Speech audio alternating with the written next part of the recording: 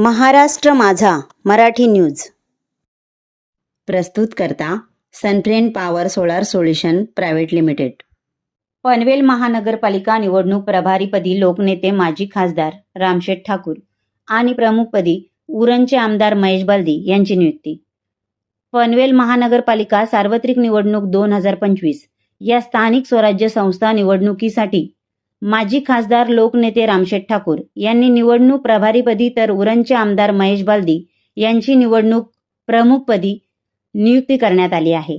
आपल्या संघटन कौशल्याने भाजपचे जास्तीत जास्त उमेदवार निवडून येण्याकरिता सर्वांना सोबत घेऊन अथक परिश्रम कराल असा विश्वास भाजप प्रदेशाध्यक्ष रवींद्र चव्हाण यांनी दिलेल्या दोघांच्याही नियुक्तीपत्रातून व्यक्त करण्यात आलेला आहे।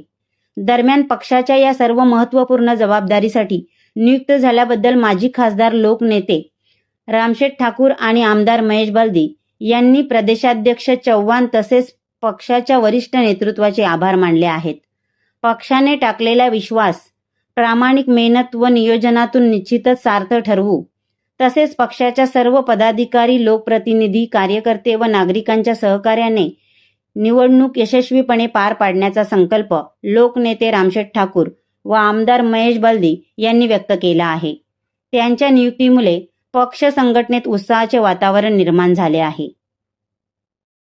ह्या चॅनलला लाईक करा, सबस्क्राईब करा आणि पाहत रहा महाराष्ट्र माझा मराठी न्यूज।